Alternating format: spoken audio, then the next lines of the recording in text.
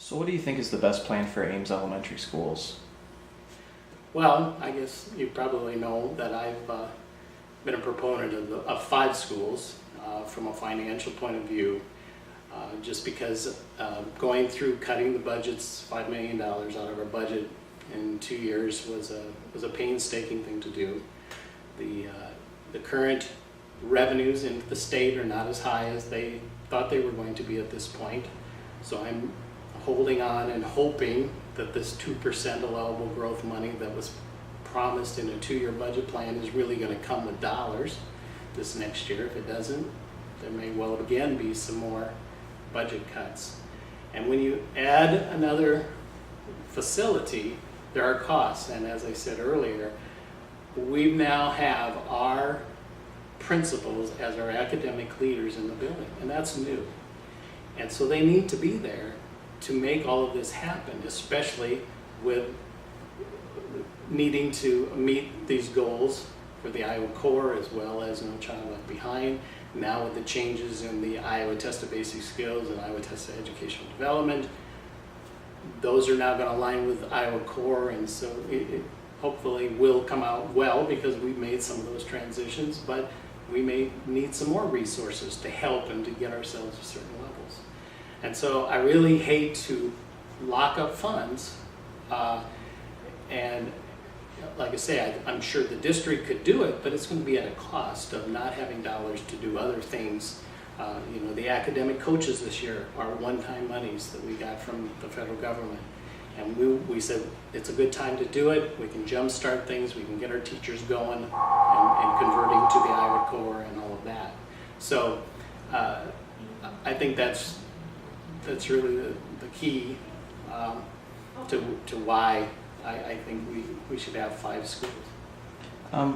What role does Roosevelt play in all this for you? Is it a sticking point in your opposition to the plan?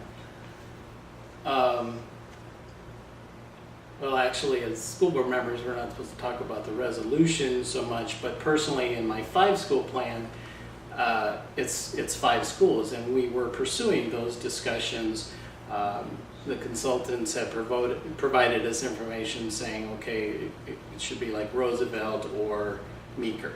You could choose one of those, or it would be Roosevelt, and then the discussions kind of moved to Roosevelt or Kate Mitchell, trying to stay within the 5-school. And the sticking point ended up is, do you close a building that's functioning and one that's not in major need of renovation to open a building that's been closed, that perhaps is on less acres, so it has less flexibility for growth and expansion down the road. And I think then the direction kind of turned to the 6th school, because then those discussions didn't have to occur. But if you go back to the 5-school, that's the things that I would look at and consider in the location of those 5 schools. And again, we visited those and we discussed some about those, but never came to any consensus on that. What about the high school's future? We're putting together a long-range facilities plan, and that has to include the high school. The middle school is relatively new, but also it has to include the middle school, because eventually it's no longer going to be new, and every year that goes by, people go, wow, was it that long ago that we did this or that? And even the new additions to the high school were quite a while ago. So we're not looking at that right away, certainly, but we're looking at a plan. I like to say the 2050 plan or whatever, that in that process we really need to look at that. We know we're going to need a new pool. If we're going to stay competitive with the pool, we're going to need a new pool. And so that's when they came back with a phased approach to the high school. That became, when structure did, it became something that I was willing to look at, because the pool was there, I believe, as a first phase. I believe that our auditorium is too small at the high school, has been for years, and people crowd in there, and I worry about where, blocking exits and all kinds of things while you're in there for concerts. And that needs to be. So you could have phase 2, which would be a new auditorium that would allow us that. And then the gymnasiums and all that being a phase 3, and then the academic wings coming in as the next one. And we have property there. The way they showed us is that you could lay it out and work your way from the southeast around, not really interrupting school or whatever by doing a phased approach. you know, we're going to have to look at it in time, just as we go to issue debt on elementaries when we have a bond referendum. We have to look at it at the time. Is it, how in debt can we get, and what is the right thing to do, and how are we going to pay those things off? But we need it in the plan so that people see that, okay, when the elementaries are done, this is what we're going to do. Is we're going to move up to the high school as our next phase of this. So why should people vote for you?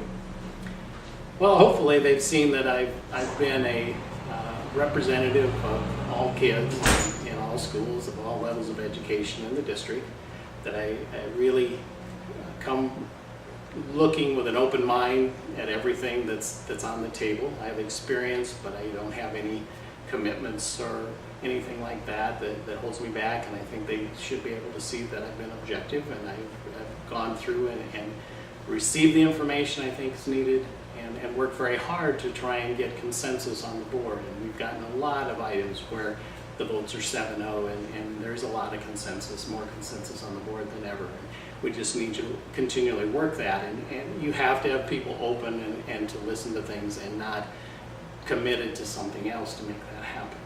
And I'm willing to do that. I've done that, and I'm willing to continue to do that. And I hope people understand and see that I have an interest, I have a passion in education, and I will continue to do that for them. Is there anything else you'd like to say? No, I guess I think it's good that these video sessions are occurring this year to allow another opportunity for people to kind of see the candidates, to hear some different questions and answers. You know, when there's 8 candidates out running for an election, we're having a forum tonight for the League of Women Voters, and there'll be 8, and all 8 will answer questions. And you know, it's hard to get a lot of the questions asked and answered. And I think when you and the Tribune and others do this, there are different questions that are asked and answered, and people have an opportunity to see that. So I do thank you for this opportunity, and it helps us to be able to tell our story to the community, and hopefully they will believe in what we say and know that we're willing to work for them and be their representative on the school board. Okay, thank you. You bet, thanks.